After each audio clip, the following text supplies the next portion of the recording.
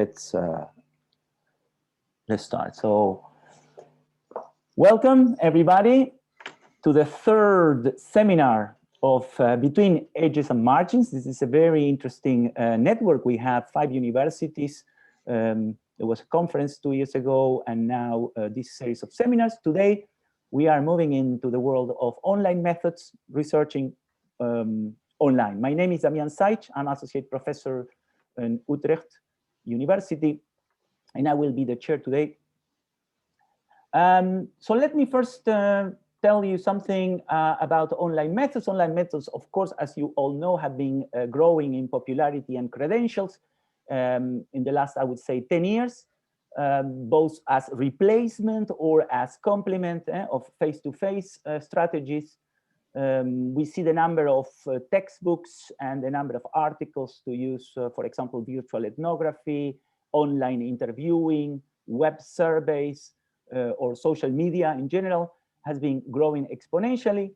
And also maybe with a less pace, their place in educational curricula and methodological courses, let's say.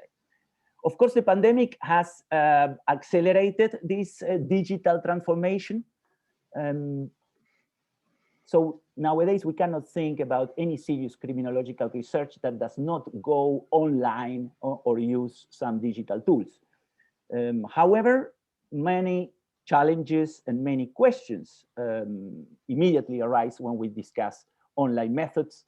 Some of them, hopefully, to be raised today in this seminar.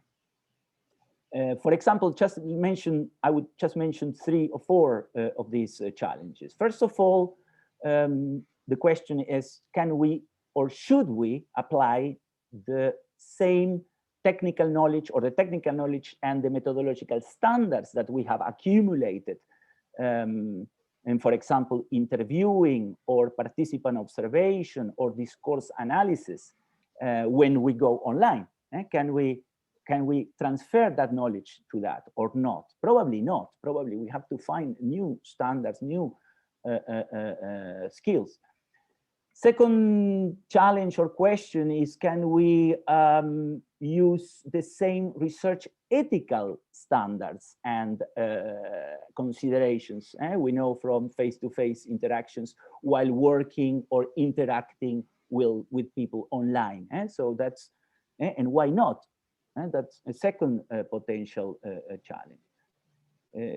How can we, for example, standardize procedures and these methods and make these methods more robust, in fact, in such a volatile and constantly changing environment? Think about, for example, the platforms that come and go, technical capabilities of these platforms or these places, or, for example, how rapidly data is being changed in terms of storage, in terms of protection, in terms of, so how can we actually use these methods in a more standard way when the whole thing is all the time changing? And this is another challenge I see. And finally, who are those who are going to innovate on online methods? Senior researchers like me, for example? I don't think so. Discourse analyst experts like Patricia, who last week presented in the seminar telling us that she cannot understand the means of her children. I mean, and she is, you know, an expert in discourse analysis. How can we have here? So it looks like here we have some type of generational methodological gap going on. So we need younger researchers with different set of skills, but also different type of embeddedness in the whole thing. So that's why we have today invited young researchers. Unfortunately, Gary Potter, who was also meant to be in the program, had personal problems. So not technical problems, but normally it's technical problems. But in this case, it's a more personal problem. And I think in these times, we have to be very flexible with that. So we have more time for Cosimo and for Daniel today. And of course, more time also for questions and for debate. So let me see how we are going to work. So each of the speakers, first Cosimo and then Daniel, will talk for about 15 to 20 minutes. Then I will open the floor for clarificatory questions to each. And then after the two, we will have again a second round of questions and more debate. And guys, I really would like also to hear your own experiences with online methods in your own research. It's not just questions to them, but also a dialogue. You can use for questions the chat. Rita and myself will be following the chat and so you can write your questions on the chat, or you can raise your hand down in reactions. You have a raise hand. So if you raise your hand, I give you also the floor, but after the presentations. So with no due delay, I would like to introduce the first speaker of today, and that is Cosimo Sidoti. Cosimo is a young Italian criminologist who finished the master in global criminology in Utrecht, writing a thesis on and research on Italian trap culture. He will tell us what is that, but the great thing of this research is that it was done only using Instagram. So the methodology is called Instagram methodology, and he will focus today on that. So Cosimo, yes, the floor is yours. So yes, you can share your presentation now. Yeah. Well, hello everyone. One second. Yes, take your time, no problem. Yes, here we are. Okay. First of all, I want to thank you, Damian, and the whole BEM for this great opportunity. And today I'm going to present my dissertation thesis for my master program at Utrecht University, titled "Not All That Glitters is Gold, an exploratory research on the meanings of crime in the Italian trap culture." I'm going to start by briefly contextualizing trap culture and trap music, and then I'm going to talk about my research and my methodology on Instagram. So trap was born in the southern United States in the early 90s as a term to refer to the old abandoned houses in the ghettos of Atlanta, called the trap houses, where basically drugs were sold, produced, and consumed. The word trap started to appear in music originally to describe the harsh reality of the trap house and its lifestyle with drugs, violence, and gangs, counterposed to its opposite realities about escaping the trap, getting rich, and succeeding in life. During the early 2000s, trap started to get recognition as a proper music genre, thanks to artists as T.I., Young Jeezy, and Gucci Mane, that most contributed to the growth of trap in the music scenario of the US, until today that trap has become a world trend phenomenon. Here on the slide, we have a definition of trap according to one of these main artists, T.I., during an interview in 2012. In Italy, trap came through a process of localization as a mix between global and local cultures, involving the incorporation of the former by the latter. The pioneers that brought this new school wave in Italy in 2015 were Sfera Ebbasta, here on my left side of the screen, and the Dark Polo Gang, here only 2 members out of 4 during one of their video songs.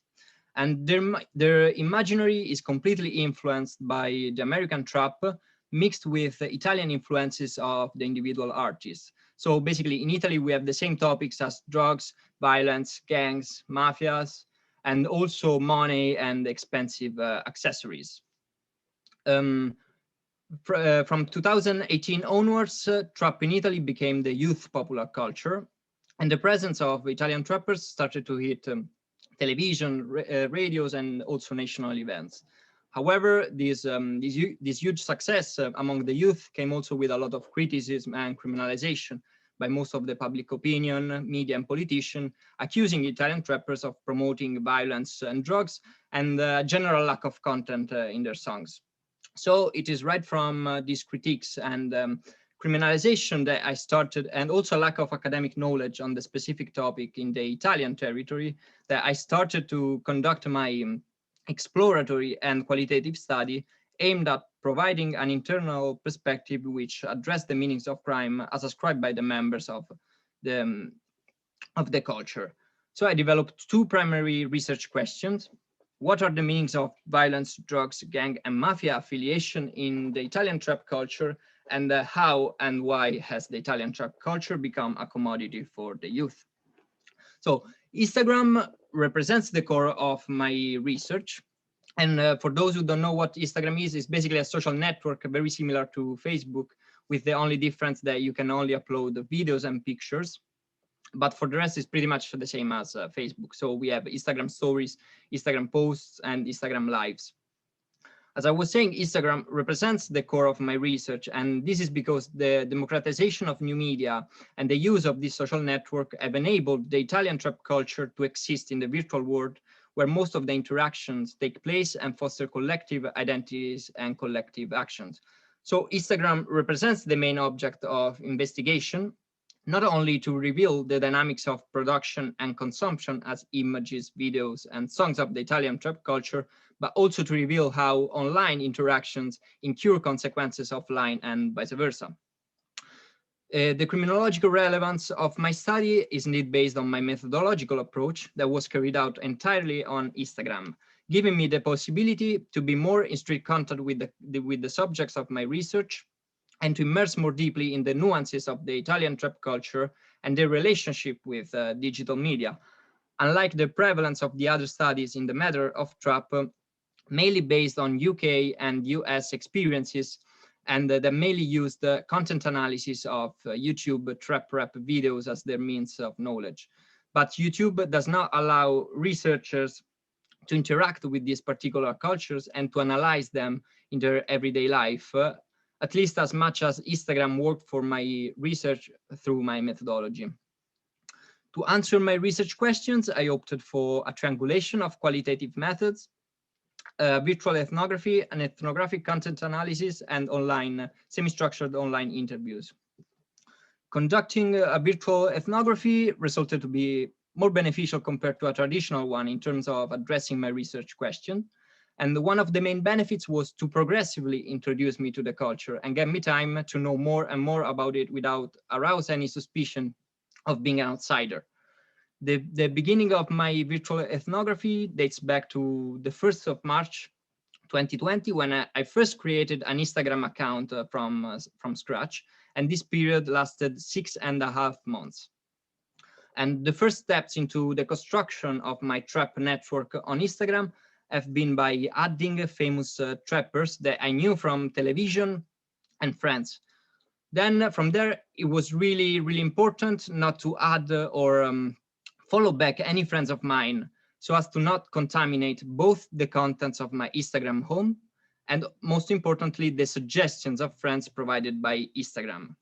Indeed, my number of following users started to grow exponentially through the adding of people from the suggestions of friends. And once Instagram started to realize my follower base, I was starting to get suggestions of friends according to my interest of research. Here there is just a very short clip video on my account to see how to do that. And here there is the option Discover People. And here you can see all possible people related to trap to follow to extend the network. During the time of my online immersion, I spent averagely 3 hours per day on Instagram, in which I mainly scroll down my Instagram home to watch Instagram stories that were more or less 5 per day for each user, and the Instagram posts that were 2-3 per day shared for each user. However, obviously their interactions depended on the proximity of their song releases, and the more the date was closer and the more their Instagram activities increased, by even reaching 10-15 Instagram stories and even 4-5 Instagram posts per day for each user. So the time space advantages that I had with this method facilitated me to carry out a covert participating observation. Covert because, well, I did not inform all my following, the people that I followed, that I was conducting research. And on Instagram, I only recorded and observed without actually interacting with. I decided not to share any type of content on my account or to comment on any kind of posts, because mainly I wanted to show my impartiality to those watching my profile, so as to not have any likes or dislikes for artists that some people may have not liked or be friend with. So I only had a profile picture. Here I am, that made the users understand that I was a young person, and also a brief Instagram description. Here are as a researcher of trap, that I believed, I mean, it said the truth, but it didn't really mean anything. So it may have also raised a bit of curiosity to those watching my profile.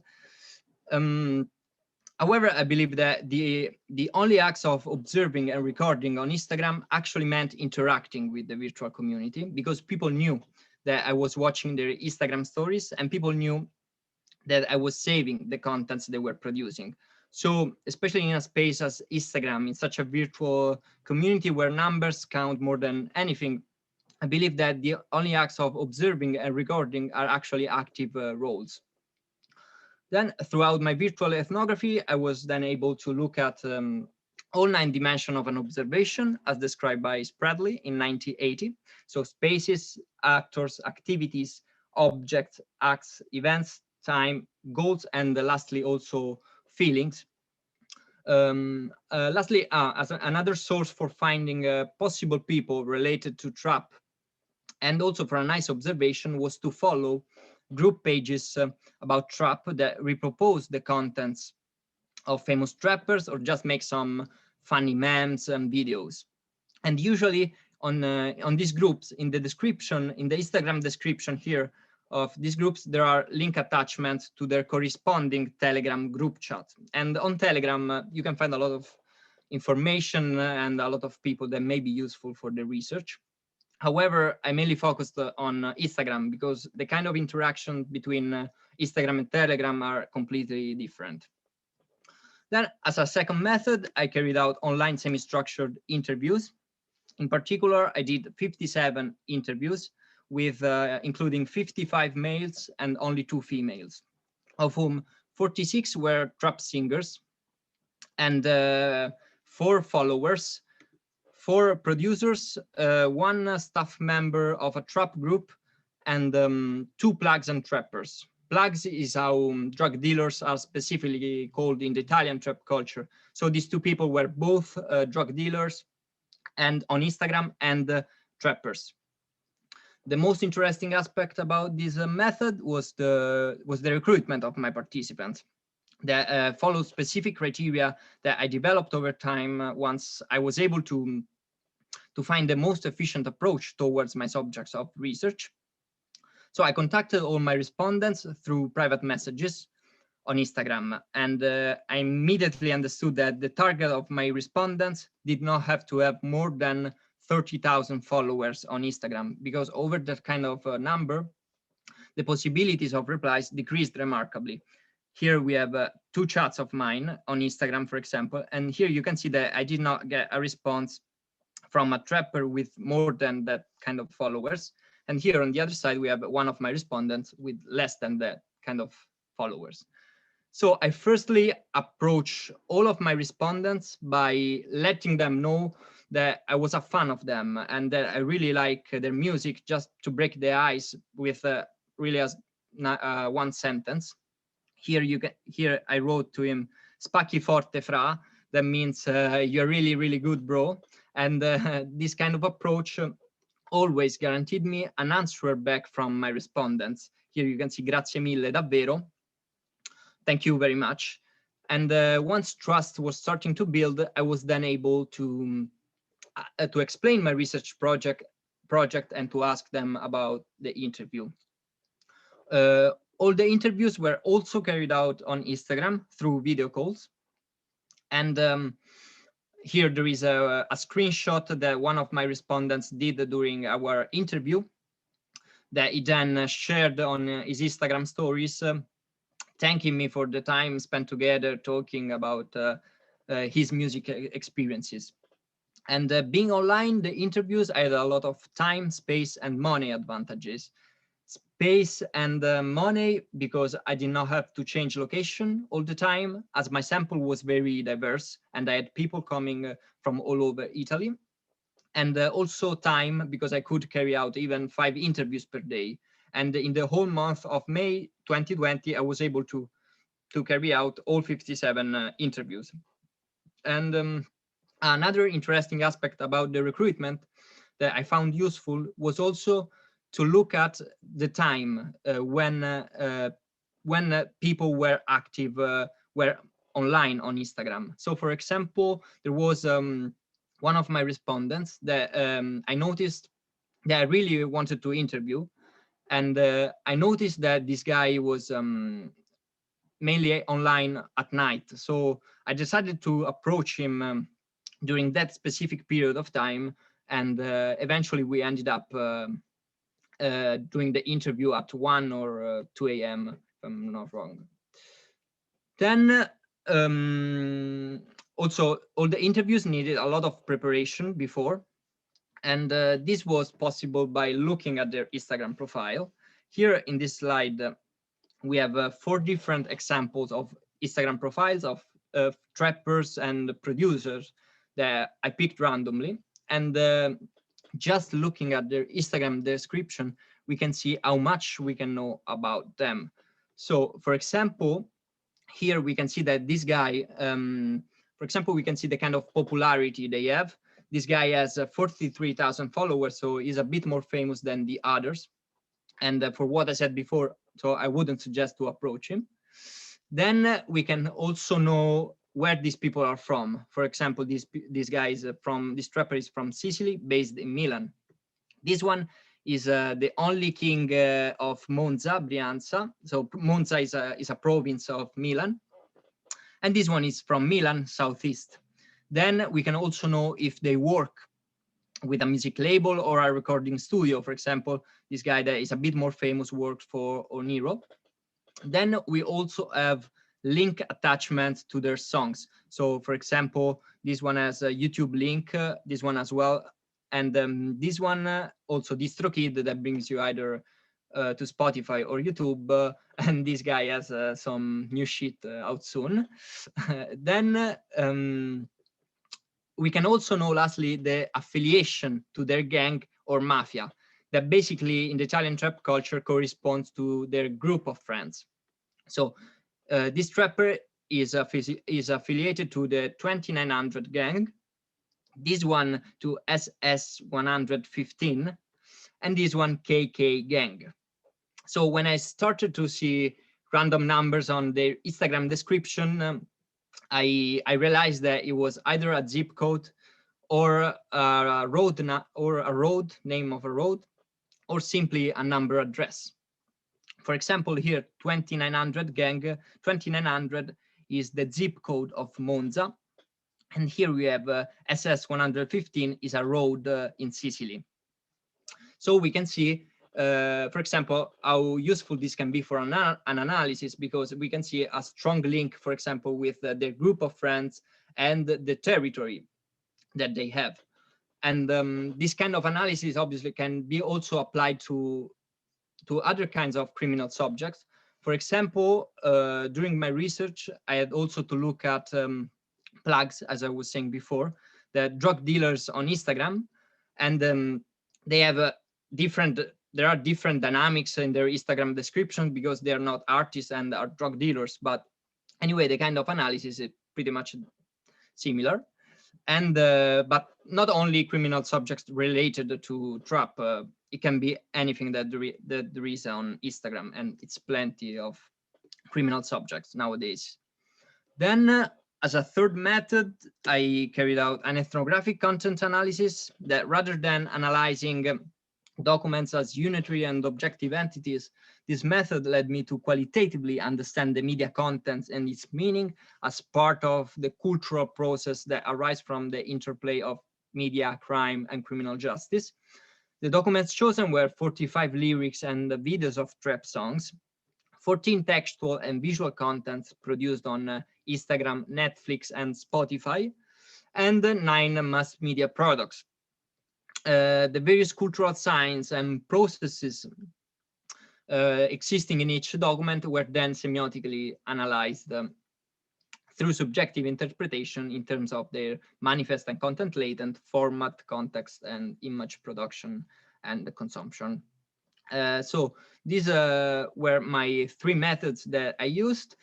And then I don't know if I have short time just to explain my...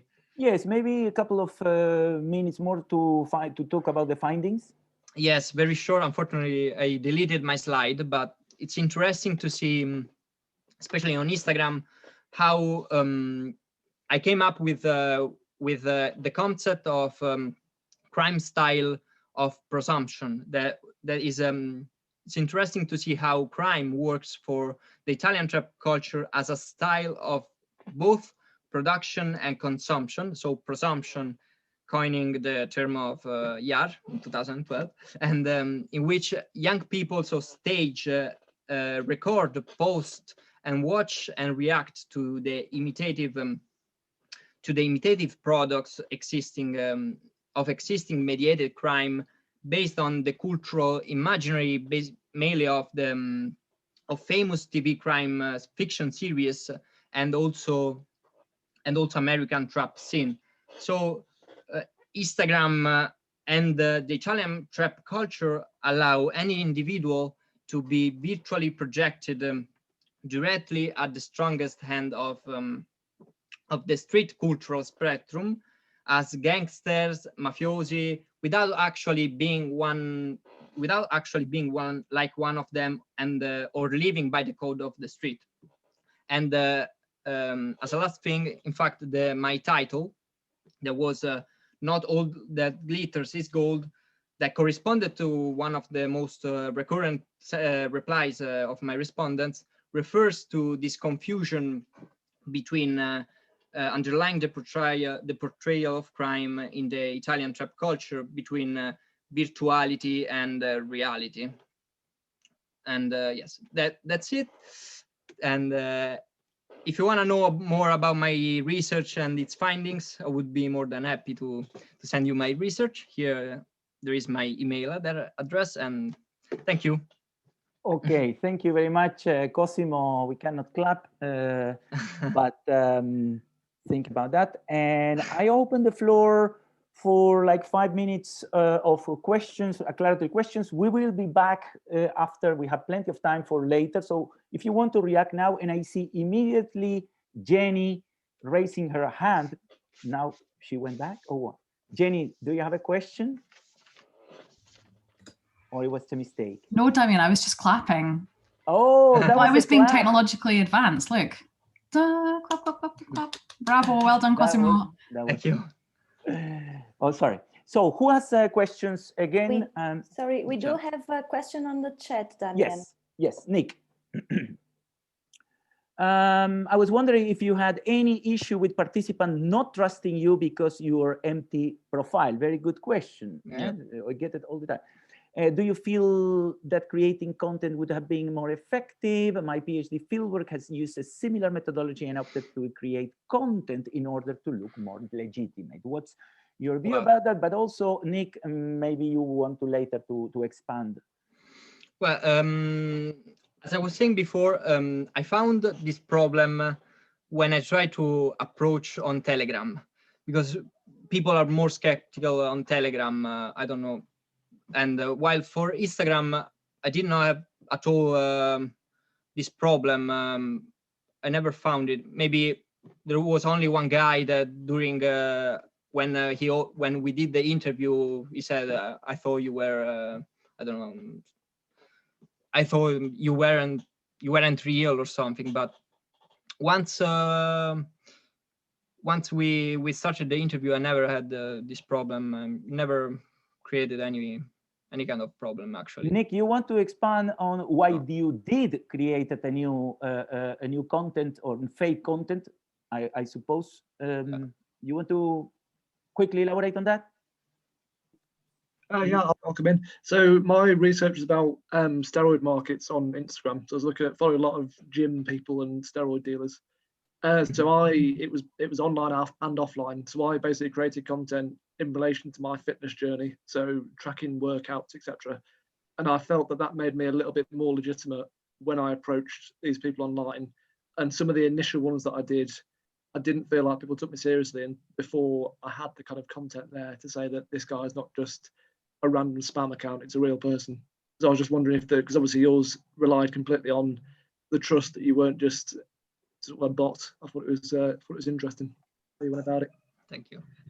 And also because, well, my main worry was to create the content was that the Italian trap culture is very fragmented. So if you start listening to the song of someone, there may be some people that do not like him, so wouldn't have been so good actually for them to approach him.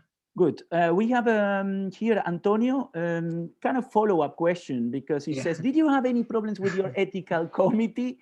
Did you consider it as a cover research? Did any of the members ask you about your profile as a researcher?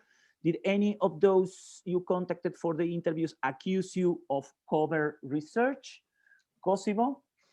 No. Well, I did not have any problems about ethic, because anyway, the kind of content that I shared on that I inserted on my research was material that was easily also find on Google, for example. So and obviously, even though some of them asked me, all of them wanted to. I offered them obviously anonymity, but they didn't have a problem with anonymity. But the question is about you being undercover. I mean, you show us that you put there as your profile, researcher of trap. Yes. That's a kind of title that you made for yourself. Yes. Did people talk about that or ask more about that, or you were kind of open every time? No, honestly, I think because people didn't really know that what I was doing, even though I explained them. So they thought that I was a kind of journalist or some kind of expert about trap. But even though I was very clear that I was doing my research for my thesis. And even after that, when I sent them all my research, the main problems that they had was about not being exclusive. So like we did a 1 hour interview and you didn't even mention me once, and this kind of stuff. Okay. So let's continue. Sorry. Yeah. Let's move to Chiara. You specify that a lot of it is all show, but actually there is much news coming out about real episodes of sporadic violence that are being acted out by trappers. We have here in the Netherlands, by the way, this supposed connection between stabbings and drill rap. Do you think there is a big crossover between the phenomenon of baby gangs that will be researching myself in Naples? So she is going to research that. And also, did second generation trappers differentiate themselves from Italian natives? So here we have to question, not so much methodological, but maybe you can quickly react on that. Yes. So there may be some, I mean, it is not all show, but it is made for entertaining. So it is sometimes it is, they do criminal activities and stuff, but it is made for entertaining. I don't want to undermine it, but most of them play, I mean, they want to be seen as criminals, and they want that people tell them that they are criminal. So because in this way they are more they are more they have more views, audience.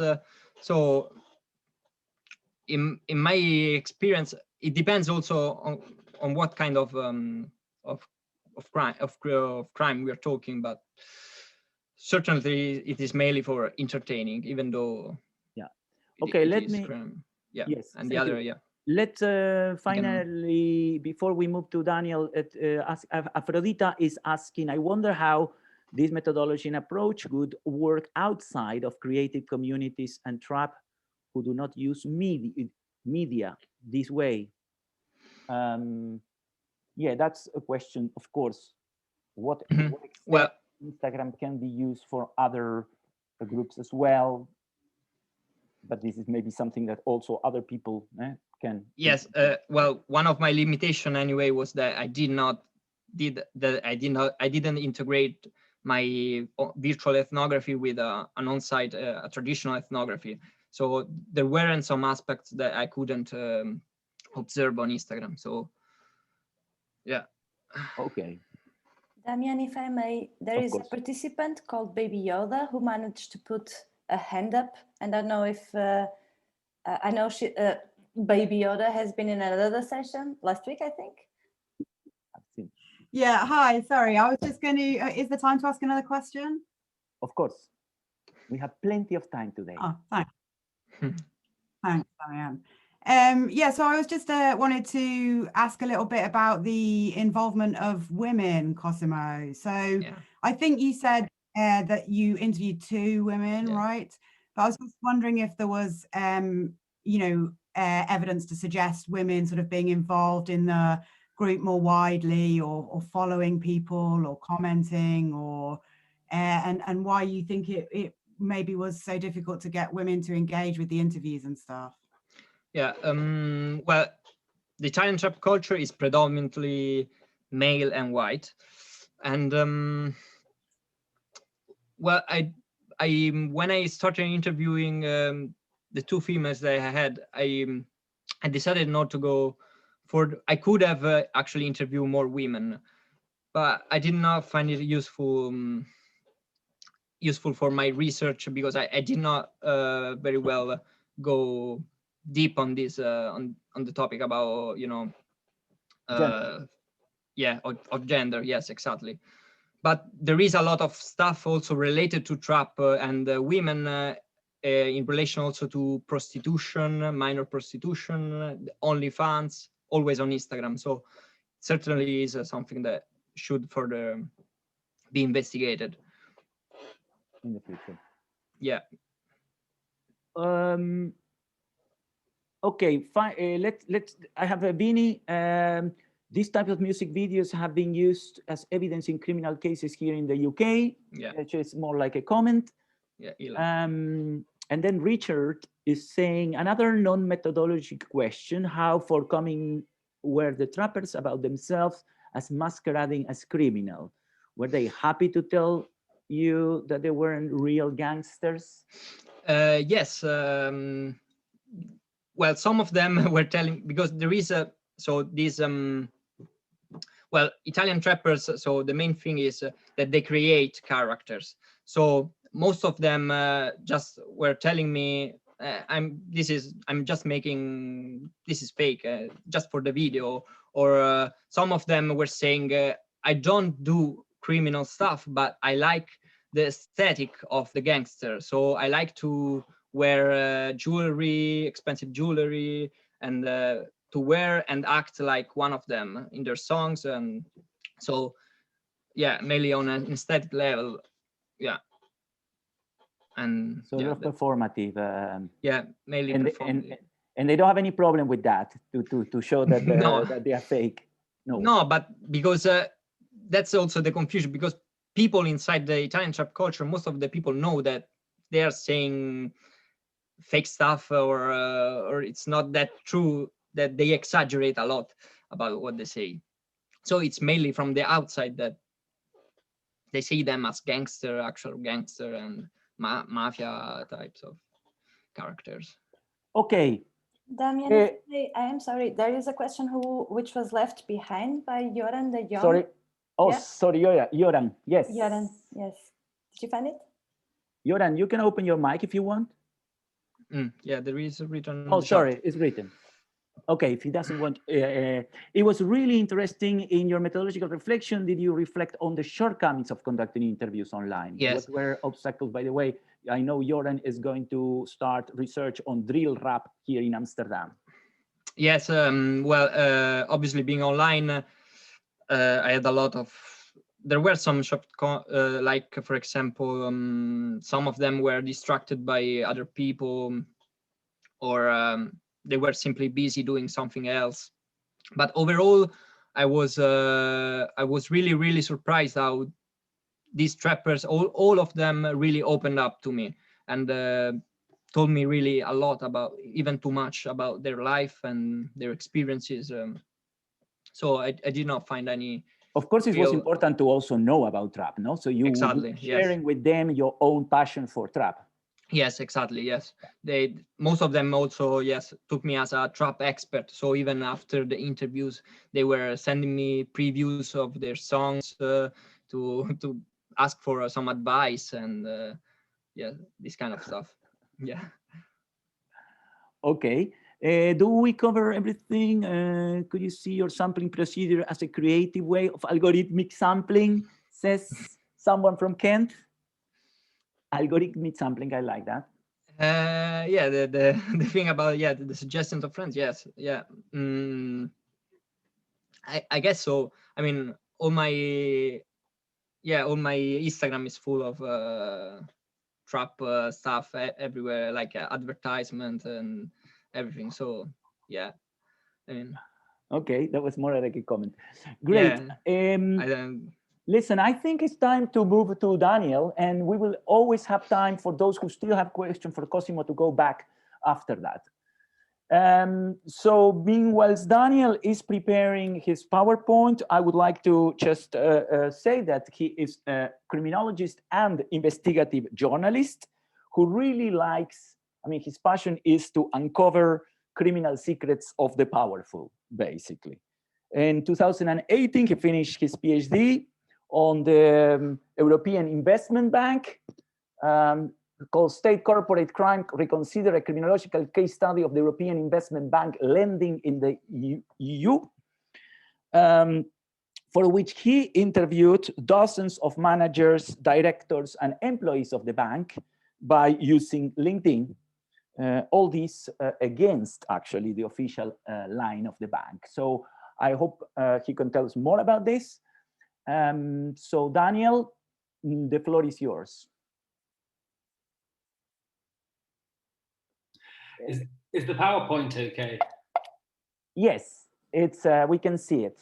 Okay, I keep it like this just to avoid these. Thanks for the very kind introduction, for inviting me to speak here. I was amazed to see the similarities between Cosimo's presentation and mine. So his is trap and Instagram, and basically mine is bankers and LinkedIn. But a lot of the investigative techniques are basically exactly the same. So as Damien said, I finished my PhD a couple of years ago on the European Investment Bank, which I'm sure is kind of an institution that gets a bit lost, but basically it's the EU's development bank. So it finances infrastructure projects, 90% in the EU, but then it also functions as a development bank elsewhere as well. So kind of like a smaller version of the World Bank or something like that.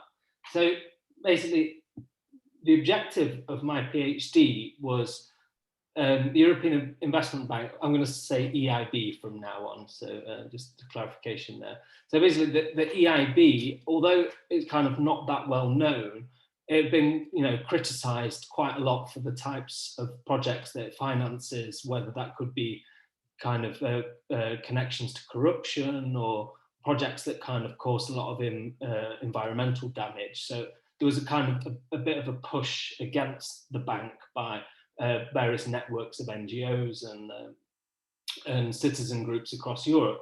So basically the objective of my PhD was, kind of linked to criminology, was that I kind of framed it within the crimes of globalization literature. So it was looking at what are the consequences of the IMF and the World Bank and projects that they finance, and maybe we should kind of look at these through a criminological lens. So it was my ambition to add the European Investment Bank to this kind of group of literature. But basically, the problem with that school of criminology is that no one had ever got inside the World Bank or the IMF to kind of really have an idea about how these institutions work. And so the research that was around kind of focused overly on the macroeconomic picture of these institutions, but there wasn't really ever an understanding about how they worked on the inside. So Damian was my supervisor, and our objective was to interview EIB officials, and I did field work for 8 months. So I actually lived in Luxembourg, where the bank is headquarters, basically trying to get in touch with people to understand how the EIB became involved in certain controversial projects and what those kind of processes looked on the inside of the bank. And so basically, I arrived in Luxembourg in September 2016 or 17, and basically, first of all, we tried to ask the bank and say, look, we're doing this research on the European Investment Bank. Do you want to collaborate?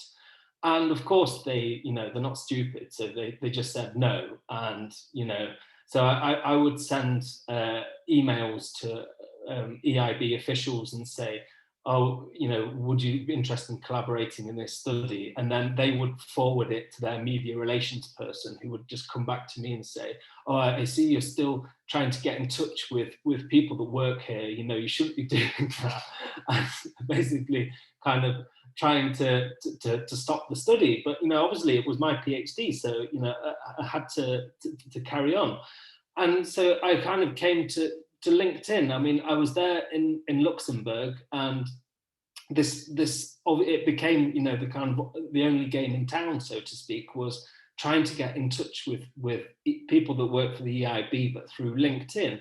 I mean, obviously it has the advantages that it shouldn't be connected to their work email address. So the first kind of advantage was this separation, that people might consider talking to me kind of, but outside of the realms of the kind of official institutional level. So it was really handy. And then the main thing is that with LinkedIn, it's just a kind of supermarket of CVs, and it's just full of data that's been put up there. I mean, you have to take some of it with a pinch of salt. I mean, we all kind of exaggerated our own LinkedIn profiles, but if you read through the lines, there's a lot of interesting data up there. So basically, I adopted a numbers game. There's about 2,500 officials that work for the European Investment Bank presently, and then there's probably another couple of thousand that are just floating around that used to work there. So I knew there was quite a few thousand people that could potentially have the keys to my data collection, and that could offer me kind of interesting points to talk about the European Investment Bank. But so the first problem that you come up against is that there's a very low hit rate. So basically, I was discussing this just before with Rita, that for every 100 requests that I would find people and send a request. For every 100 that I sent out, probably I was looking at 2 to 3% success rate of actually getting them committed and doing an interview. So you have to be very patient, and it's a numbers game. So in that sense, it is quite difficult.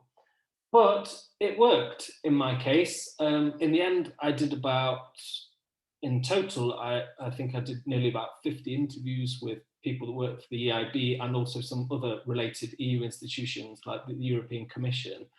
And basically, it kind of unlocks the key to getting into the room or on the phone with a lot of really interesting people.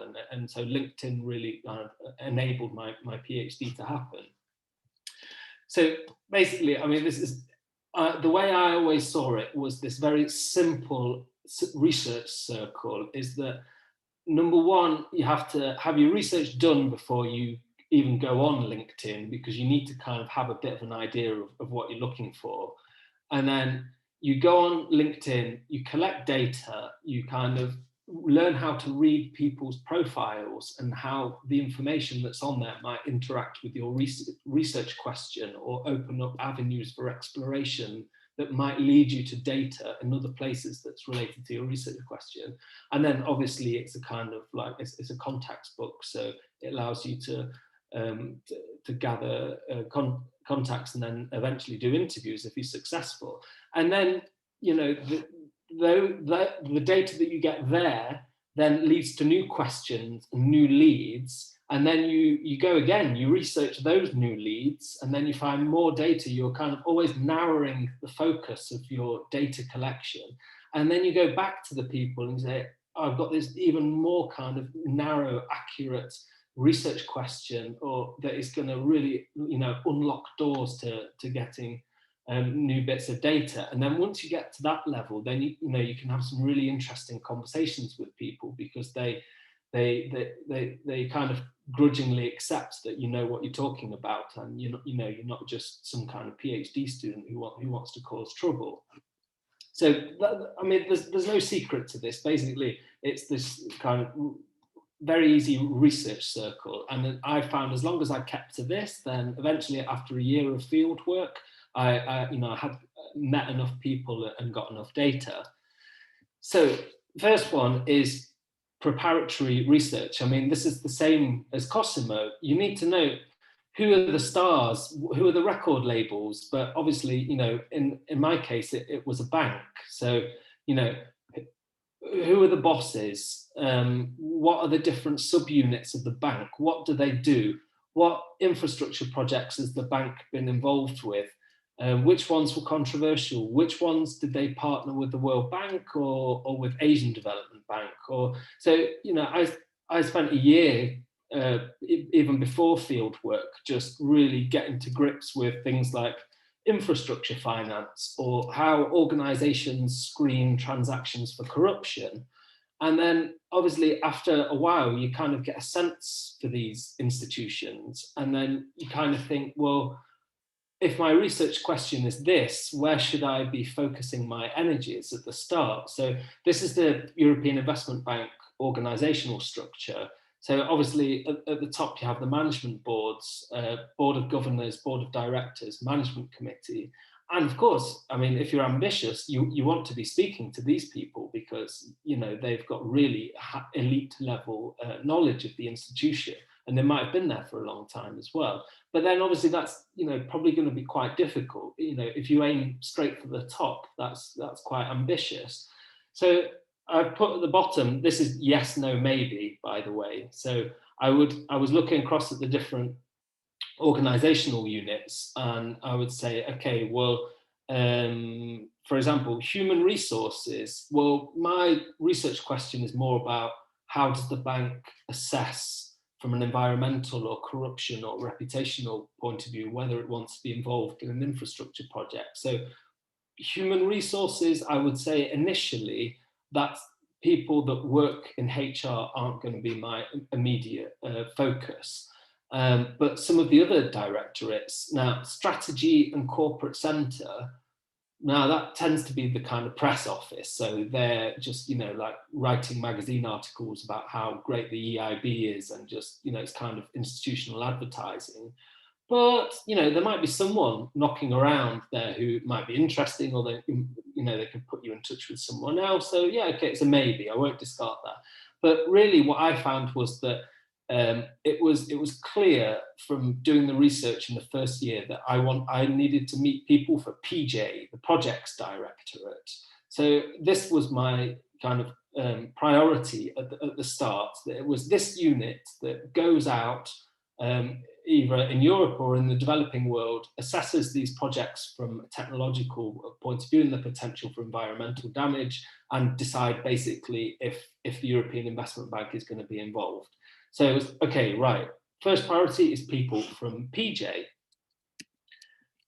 So even before going on LinkedIn, I actually used Google with LinkedIn more so, because LinkedIn obviously tries to get you onto all kinds of different subscriptions and all that kind of stuff, and it can be a bit annoying, and you know, sometimes the search pages don't seem that accurate as well. So I actually would recommend using Google as a tool before you even get on LinkedIn. So I mean, you probably all know this, I mean, because you know, you're all technological whiz kids, but if you put words in commas, then you'll get exact matches. So LinkedIn, EIB, Projects Directorate, it will just come up with hundreds and hundreds of people that worked in this directorate that, well, maybe work for them now or worked for them in the past. They're still in the European Investment Bank, but in a different unit, or they could be in a different institution or different country, but they've still got on their LinkedIn profile that they used to work in the Projects Directorate. So you kind of have to learn how to read the search results a little bit. So it says here there's 3,320 results. So it's not really realistic, considering there's, you know, there's a total of 2,000 people that in total that work for the institution. So you probably in there, you might find lots of duplicates. You might find people that, so for example, the second one, Nuria Yasser, maybe there will be a duplicate of her LinkedIn profile, but instead of saying ES for Spain, it will say LU for Luxembourg. So I also kept a spreadsheet of every single contact request that I sent out. I also put the name of the person, the date that I sent the request, and then if they kind of accepted the request or denied the request, then I would make a note of that, because then you could find out all kinds of information about, you know, how successful you're being, what is the average respond time, whether people say, yes, they will agree to connect with you, but then later don't reply to you. And there was all kind of ways that you could interpret that information that was really useful to refine your strategy. And then you will also get used to kind of learning what these little profile blurbs mean. So the first one, Christopher Hurst, well, he's definitely, this research happened before Brexit, so the UK was still part of the European Investment Bank. So Christopher Hurst is clearly British. He's the Director General, so now I've got, you know, I know that he is, you know, really senior guy in the bank. And what else does it say? So he was a director, now he's the Director General, so, you know, he's very successful within the bank. And it's all about kind of picking up little clues from little tidbits of information and kind of assembling them all together to kind of build up a picture of who you're researching. So this would be an example page of someone I picked out. So this is a compliance officer. So compliance was a target for me. I wanted to meet people that were working in compliance, because they are the ones that kind of scan potential transactions and they just check whether they comply with law or not. That's basically the function of compliance. So what I would want to know is, I mean, always thinking about my research question, which is, why does this bank seem to finance infrastructure projects which actually seem to be against the law or against its own kind of normative framework? So actually someone working in compliance is going to be really well positioned to be able to tell me why they did support a project that actually, you know, was in violation of some kind of rule. So obviously compliance really interesting for me. So then I would look May 2019 to present now, and also look at his photo. He's quite young. So someone who is young and works in these institutions tells me that he probably doesn't know very much. And even if he did know something, he definitely doesn't want to risk his job and speak to me, because at that age, it's about trying to get inside and impress. So the likelihood of this person telling me, you know, all the dirty things that are going on inside the bank is probably pretty low. So I would, in this case, with this profile, say, okay, that's a maybe. I'll put it on the maybe pile for the future. But then, you know, there's still more information. So he says that he's working for the Compliance Risk Reporting and Testing Unit. Okay, well, I don't know what that is. So I would go back to Google and say, okay, what is a risk reporting and testing unit what is it in general, and specifically what is it in the European Investment Bank? So I'm all the time trying to build up my knowledge of what's going on in the institution. These might be research questions in the future. Then I also noticed that at the bottom, he was working for Ant Bank before he went to the European Investment Bank. Now, generally, private banks pay a lot more than EU institutions. So does that mean he had some kind of conversion and decided that he didn't want to work for the private bank, and he views his contribution at the European Investment Bank as some kind of public service? Maybe that's the case. I mean, obviously, this is like very judgmental, and you're casting judgment over these people, but you're just trying to poke around and find little ins and little ways that you can approach people and get inside. So when that moment does actually come, so my first pitch would always just be the most basic, because bearing in mind these people, okay, you see this guy, plus 500 connections. Generally, everyone that works at the European Investment Bank has plus 500 connections. So they probably receive a lot of spam. They have probably a lot of people trying to get in touch with them, sell them stuff, whatever. So I always thought that even if they saw this message, I had half a second for them to read it, and it had to be a kind of attractive proposition for them, or at least kind of make them a bit more curious about what participating might be. So could we connect with regard to Utrecht University? Obviously, Utrecht University is it's a very well-respected institution, so obviously I would use that name straight away. And this is, it's very short, it's very neutral. It obviously doesn't say that this is criminological research, or that it's anything to do with financial crime or corruption, but it's just all about just trying to stack the odds in your favor as much as possible. And then if they did allow to connect with me, then I would have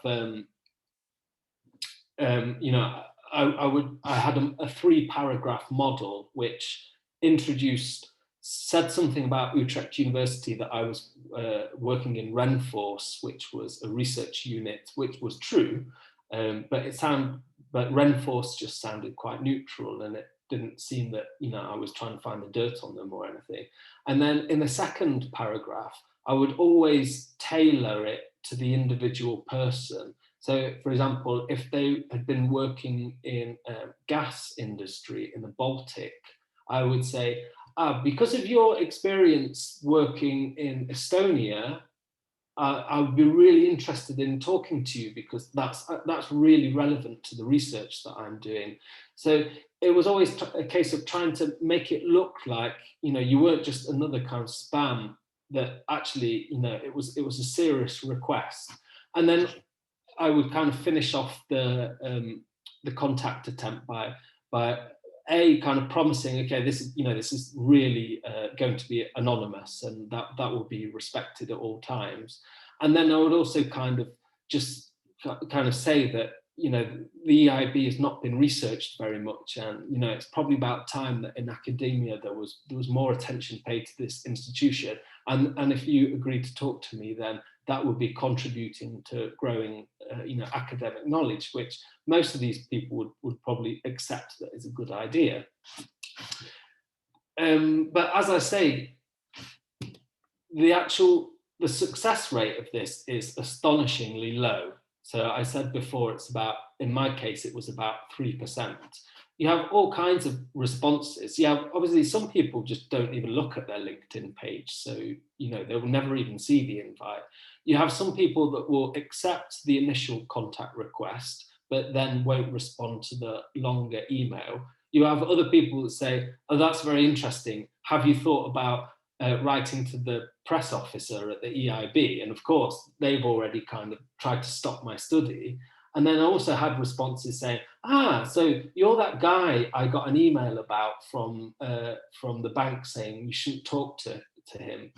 That's a good detail just to add here, that one of my informants leaked an email to me, which was an internal email that had been sent to every single EIB official, warning them not to participate in my research and saying that it would be a breach of their employment contract. So they were basically indirectly threatening their staff if they participated. But the thing is, by then, the damage had already been done. I'd been skirting around the institution using LinkedIn, using gatekeeper methods to meet people through them. And by the time they got sick of me and really, tried to clamp down, then the damage had already been done, basically. It was too late in the day. And so I was quite happy about that. So, but as I say, the success rates, I mean, other responses might be things like, well, that sounds really interesting, but I'm busy at the moment and I can't do it. And then some people would say, no, I'm not interested. And then I would get an email from a different email address saying, oh, hey, it's me from LinkedIn. I am actually interested in it, but I just didn't want to say it in case, stranger things have happened and EIB has got access to my LinkedIn or something like that. So there was a kind of a lot of different resolutions. And then you just had people that say, yeah, that sounds really interesting. I'd like to participate. Are you free next Tuesday? And they think, wow, brilliant. Okay, I'm in. So you just have to kind of expect a multitude of different responses. And the other piece of advice I was giving is you just can't push it. I mean, if someone says no, then you just have to take it, really. I mean, you can't kind of say, go on, go on, go on, because it's just not how it works, really. So I always, going back to kind of this synthesis between research, LinkedIn, and access, I would always try to analyze this data, which would go in a circular motion, which would just help me to get more interesting data. So imagine if I'm in the interview, how do you develop a question which it hides your critical intention, but gets your respondent to actually talk about something that's interesting? So generally my experience with meeting these bankers is that, you need that first 10 minutes of chit chat to just say, okay, so when did you join the bank? When did you do that? And so I would use this research that I did on LinkedIn to help develop my questions. So the first one here I've put, tell me about the projects directorate over the last 10 years. And what was it like working there when that scandal happened? I mean, you're never kind of directly saying, tell me about a corruption scandal. I just say, what was it like? Did your boss get in trouble for that? And, you're always just kind of trying to gently push them towards the subject that you really want them to talk about. I mean, because sometimes they talk all day about how great the EIB is, and because they just think that you're just you're a young PhD student and you don't know anything, and they just kind of gently push you away. So, but you can also gently push back as well at the same time. So, I would always. Prior to actually doing interviews, most of my interviews were face-to-face, but there were some on the phone. Maybe we could talk about the difference between phone and face-to-face afterwards, but I quite enjoyed phone interviews and I did some really good ones as well. But I was always, just trying to, the research that I'd done, the data that I'd scraped off LinkedIn would really help in forming questions, but also forming rapport as well with participants. Because if you knew something specific about their work experience, then it was like a light bulb that went off in their head, and they might be more inclined to speak. Some people got freaked out by it as well. They will say, "Oh, how do you know that?" And as they were, it's on your LinkedIn profile, it's public. So, all these kind of different combinations turn up. Then, so for example, going back to Chase Up New Leads here, that was on this guy's compliance risk appetite framework. Now, once again, I have no idea what that means, but it's obviously important enough for him to put it on his LinkedIn page. And maybe it'd be important for my research. It might not be. So, okay, what is a compliance risk appetite framework? Whose idea was it? you know, who's been behind the development of this specific instrument? When did the EIB start using it? Did they start using this new compliance framework because they accepted internally that corruption issues were getting out of hand? Has it been successful that it's been implemented? And has it had any kind of secondary unexpected events? So straight away, by posing those questions, I've got several new research leads on, and then I just go back to Google. Okay, now I'm going to understand what a compliance framework appetite statement is, and then I would, you know, learn about that, and then maybe the next time I speak to an EIB person, I would incorporate it into a question. So, how has the EIB's compliance approach changed over the last 5 years? And what can tell me about how it handles the corruption risks?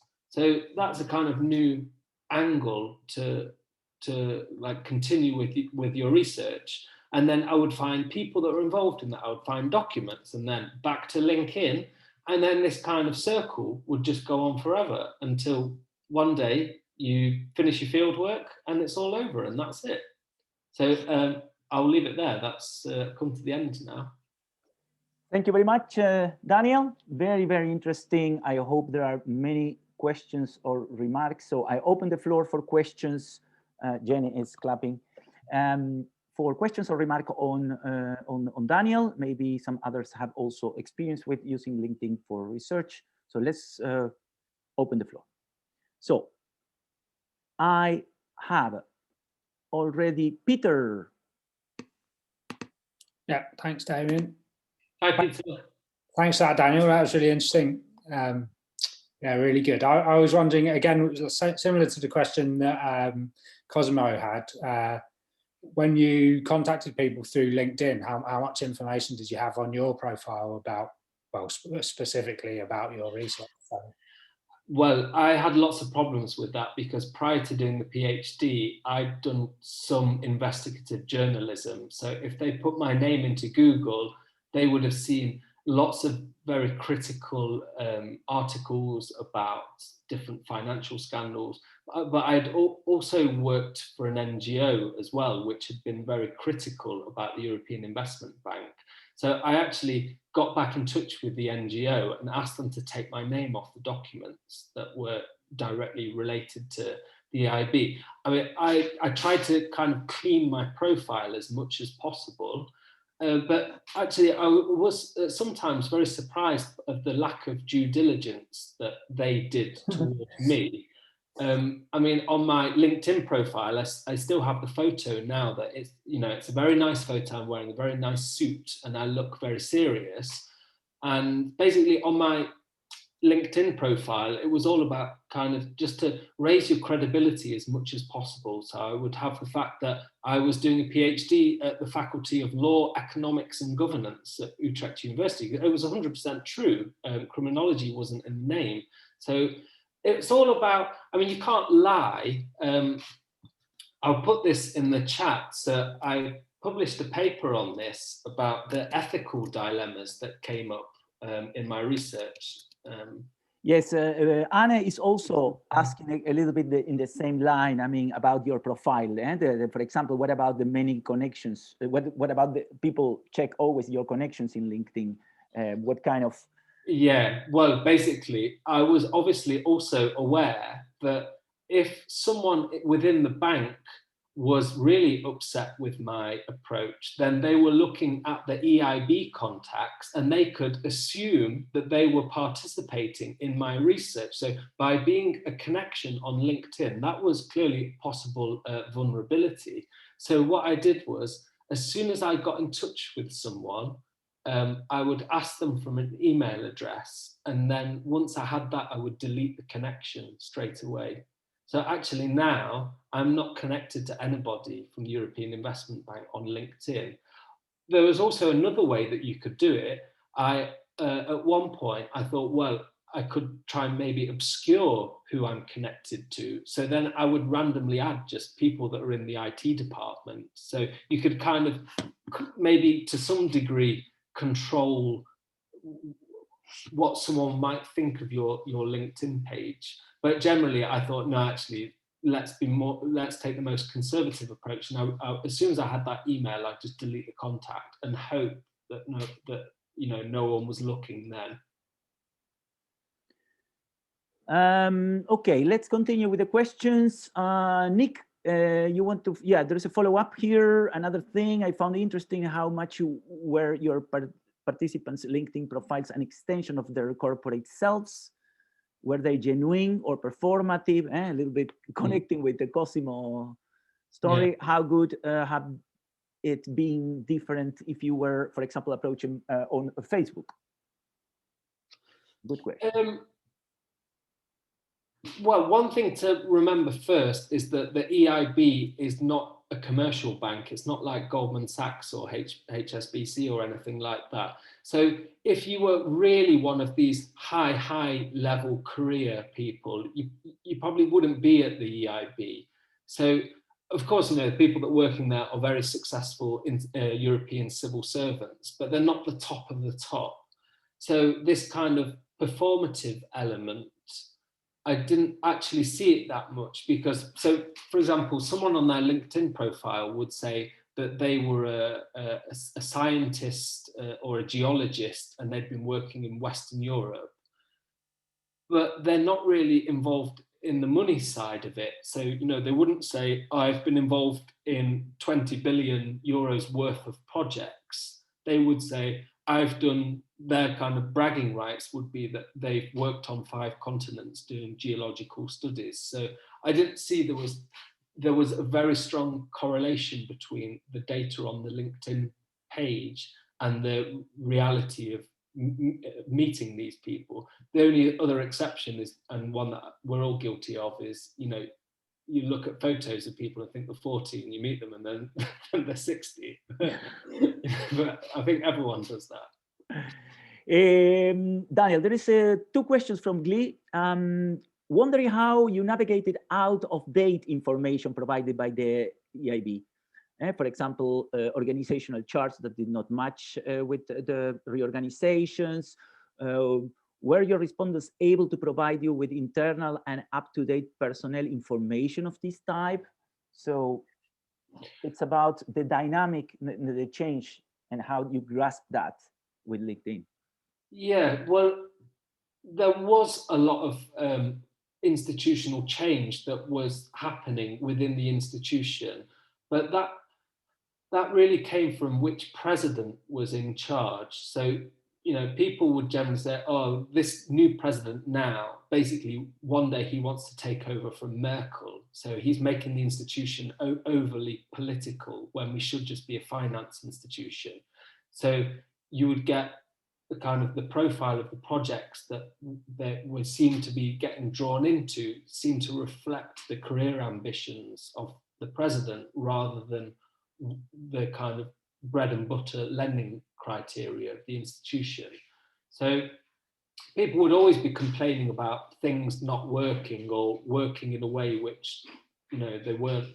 One thing that was clearly happening within the bank was there was a big bullying culture which exploded about a year ago. So the Financial Times released an article saying that a lot of people were leaving the bank. There was a lot of bullying, and it was clearly gender-based as well. And this kind of the gender imbalance within the bank was kind of spilling over, and there was a lot of nasty stuff going on. I wish people had hinted at that to me, but the scandal really hadn't developed that much. So that was a bit of a missed opportunity for me, and I regret that I wasn't able to push harder to finding out. So I think all the kind of personnel stuff, the bank, the bank has had several reorganizations over the years, so it was just kind of more part and parcel of what was standard inside the institution. There is this second question of Glee asking if you would have done anything differently to increase the response rate and the 3% that you mentioned if we were to do again the research. No, I think I'd considered everything quite fundamentally, actually, and quite thoroughly. So you need to have really a big pool of people in order to be successful definitely. here. I think bearing in mind that the bank had already officially closed the door on me, and people in the bank at times knew that that was the case, actually 3% probably seemed pretty good, actually, bearing in mind there were threats going around about possible breach of employment contracts and things like that. So no, I think maybe it might have been slightly higher if some people, I mean, this is only a supposition, some people might have Googled me and said, okay, he's written some journalistic articles which are critical about, you know, tax avoidance or something. Actually, no, I don't find, this is trouble, I don't want to speak to him. But obviously I've got no proof that that actually happened. So no, I think I did the best I could, and there wasn't any other tool or something which could have increased the hit rates. I think I'd done everything quite well. My LinkedIn page was quite smart, quite up to date. So no, I don't think so. Yeah, there is Alessandro saying that actually he thought that anything above 0% is actually really impressive in this context. Yeah. So it's more like a kind of comment. Anne, a more indirect, non-methodological question, but I'm triggered by the combination of being a researcher and investigative journalist. Do you use the data that you gather for example, your PhD research also for an investigative journalist piece later, or the other way around?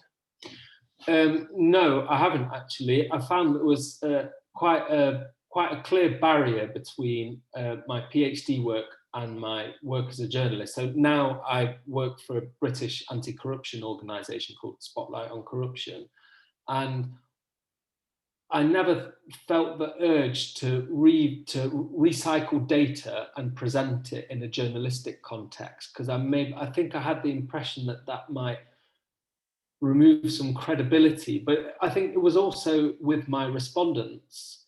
I said, sometimes I say, look, I'm not a journalist. This is a serious academic study. This is not a hit and run job.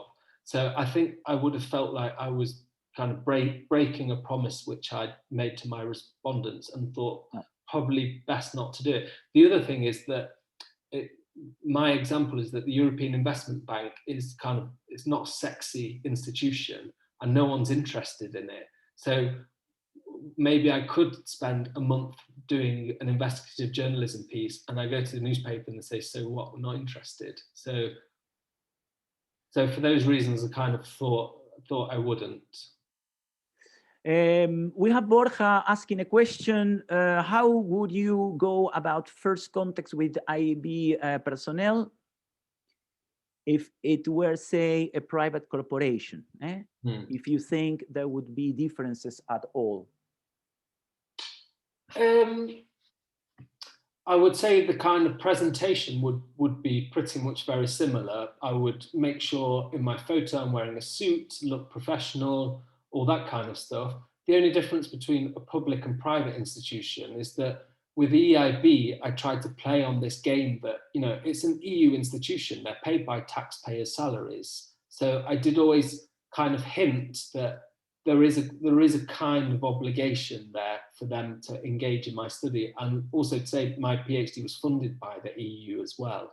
So that was another kind of stick to beat them with, to say, like, you know, this is EU, the EU is spending money on getting information about other EU institutions, so that would be really nice if you participated. But I think, you know, if I went to Goldman Sachs, maybe, I think the hit rate would be a hell of a lot lower. But I mean, well, maybe in Goldman Sachs, but you can also play the card of the corporate social responsibility, you know, always. Exactly, yeah, 100%. You could say, you know, your industry has been criticized a lot in recent times. Wouldn't it be interesting for you to set the record straight and give your side of the story? You kind of have to develop a kind of repertoire of these kind of little phrases and techniques that you know, you have to make it appetizing for people to participate in your research. You can't you can't be that obvious that you're going to bash them. You need to kind of make it a nice thing to do. So yeah, maybe bankers like, oh, the media has got you all wrong, you know, this is your turn to speak out, or, you know, I mean, yeah. I think you have to think of what you're comfortable with saying as well. We have 5 minutes left, and so I would like Damian, to. I'm sorry. I think we have a question from Antonio Diaz that was not addressed. Yes, but really first Antonio. Yes, sorry, Antonio. No, yes. And then after Antonio, I opened the floor also for questions to Cosimo. So if people have a question for Cosimo, or they want also to share their own experience. So Antonio. The Spanish intelligence services, that question. Yes. Yes. Yeah. Hi. Can you hear me? Yes. Yes. Yeah. Thank you. Thank you very much for the presentation. Yes, my PhD was about the Spanish intelligence services. 8 years ago, and it's very surprising how similar are these researching on really on the powerful. My question is, how did you really get the first informants for your work? And also that if you were able to use some former members of the bank, or some politicians, some lawyers, because in my experience, they were very, very extremely helpful for getting some insights into the agency, Yeah, definitely. So around the EIB, obviously that's an EU institution. You have the Commission, you have the auditors, you have the Parliament. So yeah, I went around a lot of those. I found the person in those EU institutions that had written about the EIB, that had offered some comment, and yeah, they went straight for those people because, the kind of EU sphere in Brussels and Luxembourg is quite small and everyone knows each other. So yeah, I got lots of contacts through going to someone, especially in the Parliament, who, might have a problem with the EIB or doesn't appreciate the way that the bank is acting with regard to, for example, Antonio, one of the case studies in my PhD was about Castor in Valencia. So obviously straight away I went to the Spanish MEPs that from the Green Party that were critical about that, and then that would be one way in. As regards to like informants, and I was extremely lucky, and you can't plan for this, that basically one person in the bank was close to retiring and was really sick about the way that the institution was developing in one way. And he was just angry, and he was a couple of weeks short of retiring, and he just wanted to vent. And he put me in touch with people, and he just said, this is a scandal how this is happening, and I'm so pissed off. And this is just the last fuck you kind of thing to the bank. And and obviously I was there and very grateful to pick up on that. So yeah, I was very lucky with informants, but also, you make your own luck as well. I tried many different avenues before I finally found this guy, and then the doors were opened. Yeah, thank you. Still questions? I mean, I don't see more questions at the moment in the chat. So if anyone has questions, just raise your hand and open your mic. Also for Cosimo, or to share your own experiences. For example, what Antonio just did, telling about your own research and your experience with that. No.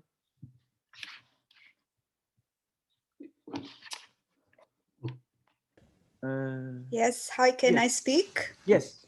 Hi, hello. My name is Tanya. I'm from Portugal, and I'm in a research team with Rita also, and another colleague, Angela, who is also listening to us today. So we are studying entrepreneurs, more particularly misconduct in entrepreneurship. So our study is a 3-year-long study, and in the first phase, we collected their opinion about what misconduct could be and how we could operationalize this concept in a questionnaire. So we had interviews with a few investors and a few entrepreneurs and constructed the instrument. And now we are on the second phase where we're trying to apply this instrument. It's a qualitative study. We're looking for about 300 respondents. And as you might already be expecting, we've been trying to reach entrepreneurs in several ways, through LinkedIn, through email, through Facebook, Twitter, well, you name it. And I think we send about 600 and something emails right now, and we have 16 responses so far. So I was wondering if you could have some inputs for us. I know this is a very difficult sample as well. That is a difficult sample. I mean, the first constraint is that, you know, Portugal's not the biggest country in the world. So, you know, No. 300 respondents is quite ambitious, I would say. I think, you know, you just have to keep on, if emails haven't worked, then wait a couple of weeks and try a follow-up email, you know, and if they're not coming back after 2 emails, then clearly the method's not working, and then you have to shift other places. I mean, what about trade shows, for example? You know, these shows where people display their products, could you get in there? I mean, what are the clubs that what social activities do they like doing? I mean, like, you know, where do they hang out at the weekend? And then, well, with the pandemic, nowhere, I assume, but there are some online events for sure that we're trying to go now.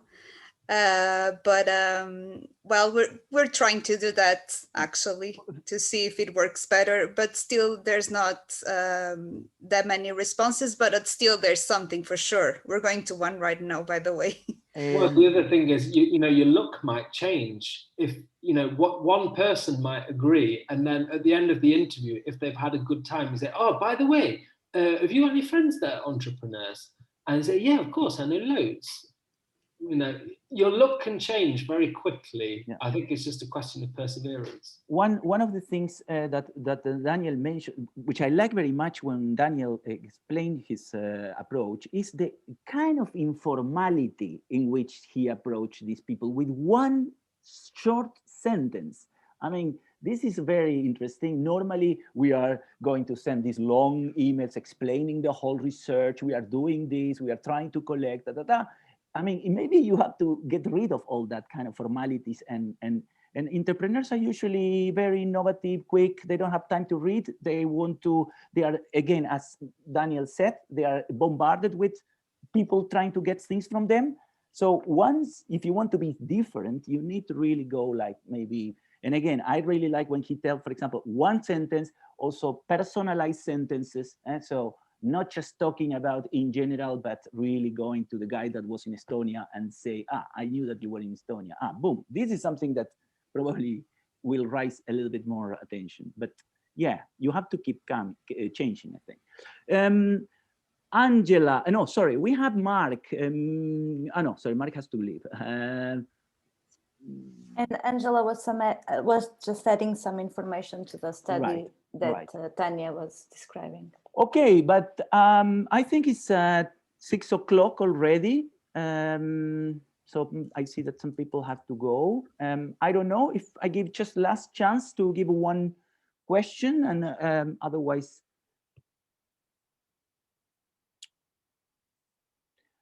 I definitely see the also commonalities between Cosimo's and Daniel's approaches. I mean, with a totally different groups, different people, but trying to really see how they adapt to the environment, how they try to not impose things into that, but really try to get easily in a very light way. I had that feeling in both presentations.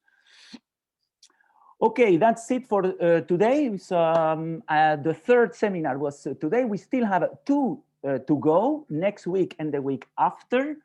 Very interesting seminars. So guys, I really recommend that you keep coming back with your questions, with your experience. And I want to thank very much Daniel and Cosimo for their sharing with us today. And of course, for those who are interested in them, you can always find the work via let us know, or just email them for that. So thanks again, Cosimo and Daniel. And yes, and also Rita, thank you very much. And we see each other next week. Thank you. Bye, guys. Bye. Bye.